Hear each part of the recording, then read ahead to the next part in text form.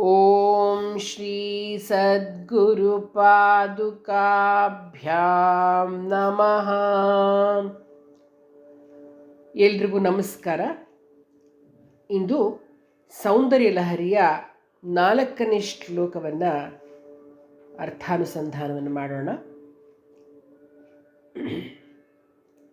ತ್ವದನ್ಯಃ ಪಾಣಿಭ್ಯಾಂ ಅಭಯವರದೋ ದೈವತಗಣಃ ತ್ವಮೇಕಾ ನೈವಾಸಿ ಪ್ರಕಟಿತವರಾಭೀತ್ಯಭಿನಯ ಭಯಾತ್ರಾತುಂ ದಾತುಂ ಫಲಮಪಿ ಚ ವಾಂಛಾಸಮಧಿಕಂ ಶರಣ್ಯೇ ಲೋಕಾನಾಂ ತವ ಹಿ ಚರಣಾವೇವ ನಿಪುಣೌ.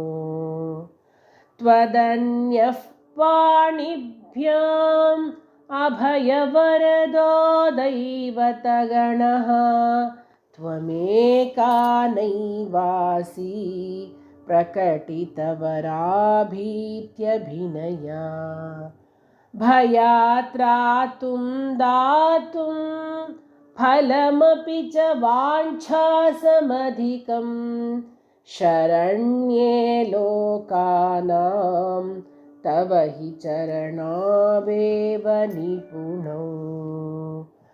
ತ್ವದನ್ಯಃ ಪಾಣಿಭ್ಯಾಂ ಅಭಯವರದೋ ದೈವತಗಣಃ ತ್ವಮೇಕಾ ನೈವಾಸಿ ಪ್ರಕಟಿತವರಾಭೀತ್ಯಭಿನಯ ಭಯಾತ್ರಾತುಂ ದಾತುಂ ಫಲಮಪಿ ಚ ವಾಂಛಾಸಮಧಿಕಂ ಶರಣ್ಯೇ ಲೋಕಾನಾಂ ತವ ಹಿ ಚರಣಾವೇವ ನಿಪುಣೌ. ಇದರದ ಈ ಒಂದು ಶ್ಲೋಕದ ಸ್ತೋತ್ರ ಲಕ್ಷಣ ಏನಪ್ಪ ಅಂದರೆ ಸಿದ್ಧಾಂತ. ದೇವಿಯ ಪಾದದ್ವಯಗಳ ಸೇವನೆಯಿಂದ ಉಂಟಾಗ್ತಕ್ಕಂತಹ ಅಭಯದ ವರ್ಣನೆಯನ್ನು ಇಲ್ಲಿ ಭಗವತ್ಪಾದರು ಮಾಡಿದ್ದಾರೆ. ಅಂದರೆ ಇಲ್ಲಿ ಪಾದದ ಚರಣ ಧೂಳಿಯಾಯಿತು. ಈಗ ಅವಳ ಪಾದವನ್ನು ಸೇವಿಸೋದ್ರಿಂದ, ಅವಳ ಪಾದ ಸೇವನೆಯಿಂದ, ಅವಳ ಪಾದ ಸೇವೆಯಿಂದ ಯಾವ ರೀತಿಯ ಅಭಯವು ನಮಗೆ ಉಂಟಾಗುತ್ತೆ ಅನ್ನೋದನ್ನು ಭಗವತ್ಪಾದರು ಇಲ್ಲಿ ಚೆನ್ನಾಗಿ ತಿಳಿಸಿದ್ದಾರೆ.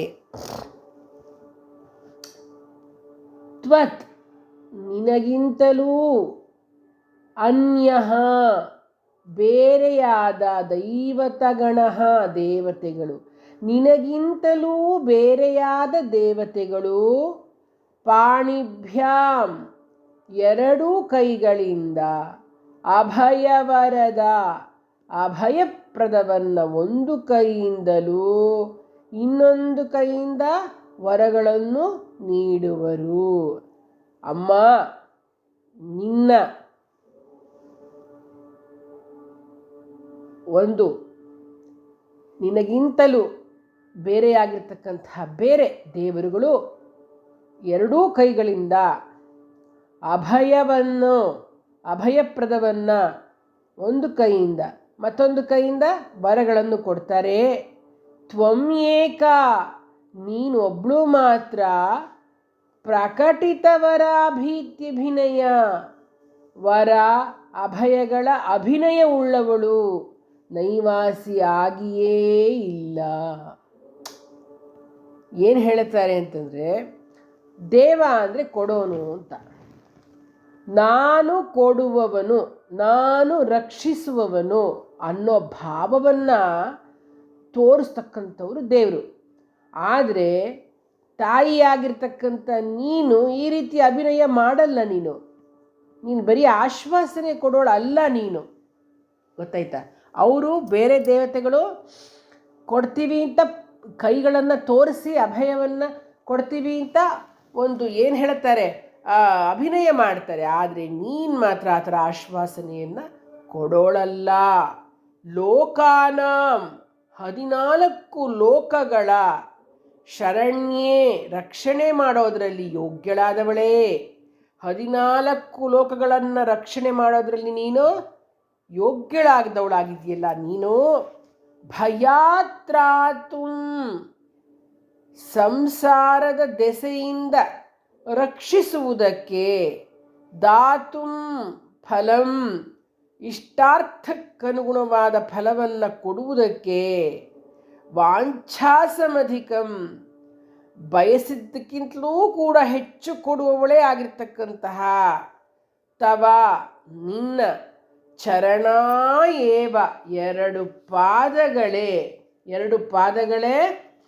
ನಿಪುಣೌ ಅಂದರೆ ಭಯದ ದೆಸೆಯಿಂದ ರಕ್ಷಿಸಲು ಭಕ್ತರ ಕಾಮನೆಗಳಿಗಿಂತಲೂ ಅಧಿಕ ಫಲಗಳನ್ನು ನೀಡಲು ಸಮರ್ಥವಾಗಿವೆ ಅಂತ ಹೇಳ್ತಾರೆ ಭಗವತ್ಪಾದರು. ಅಂದರೆ ನೋಡು ಅಮ್ಮ, ಬೇರೆ ಎಲ್ಲ ದೇವರುಗಳು ಕೂಡ ನಿನ್ನನ್ನು ಹೊರತುಪಡಿಸಿ ಎಲ್ಲರೂ ಕೂಡ ಬರೀ ಅಭಯವನ್ನು ನೀಡ್ತಕ್ಕಂತಹ ಅಭಿನಯವುಳ್ಳವರಾಗಿದ್ದಾರೆ ಹೊರತು ನೀನು ಹಾಗಲ್ಲ.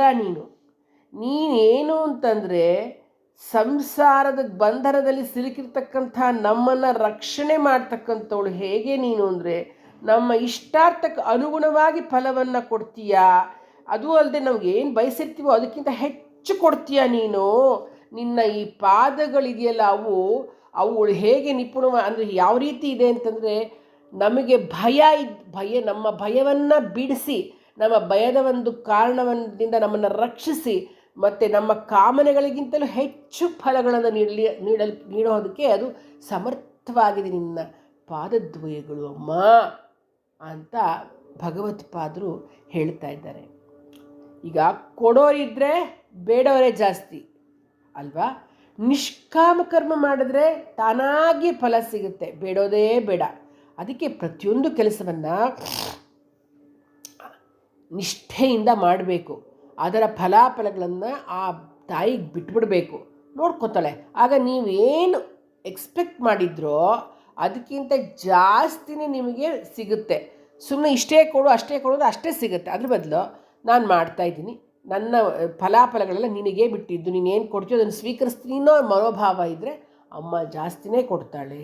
ಬೇಡೋದೇ ಬೇಡ, ನಿಷ್ಠಾವಂತರಾಗಿ ಕರ್ತವ್ಯನಿರತರಾಗಿ ದೇವಿಯ ಚರಣ ಕಮಲಗಳಲ್ಲಿ ಶರಣಾಗಿ ಅಂತ ಶಂಕರರು ಈ ಸೌಂದರ್ಯ ಲಹರಿಯ ಚತುರ್ಥ ಪುಷ್ಪವನ್ನು ಆ ದೇವಿಗೆ ಸಮರ್ಪಿಸ್ತಾ ಇದ್ದಾರೆ. ಈ ಶ್ಲೋಕ ಏನಪ್ಪ, ಇದನ್ನು ಯಾರು ಪ್ರತಿನಿತ್ಯ ಹೇಳಿಕೊಳ್ತಾರೋ, ಪ್ರತಿನಿತ್ಯ 28 ಬಾರಿ ದೇವರ ಮುಂದೆ ದೀಪ ಹಚ್ಚಿ, ತಾಯಿ ಮುಂದೆ ದೀಪ ಹಚ್ಚಿ ಹೇಳಿಕೊಳ್ತಾರೋ ಭಕ್ತಿಯಿಂದ, ಎಂಥ ರೋಗ ಇದ್ರೂ ನಿವಾರಣೆ ಆಗುತ್ತೆ.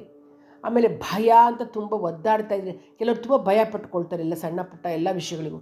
ಆ ಭಯ ನಿವೃತ್ತಿ ಆಗ್ತಕ್ಕಂಥದ್ದು, ದಾರಿದ್ರ್ಯ ನಿವೃತ್ತಿ ಆಗ್ತಕ್ಕಂಥದ್ದು, ಐಶ್ವರ್ಯ ಪ್ರಾಪ್ತಿ ಆಗ್ತಕ್ಕಂಥದ್ದು, ಮುಖ್ಯವಾಗಿ ಇದು ಆರೋಗ್ಯಕ್ಕೂ ತುಂಬ ಒಳ್ಳೆಯದು ಈ ಶ್ಲೋಕ.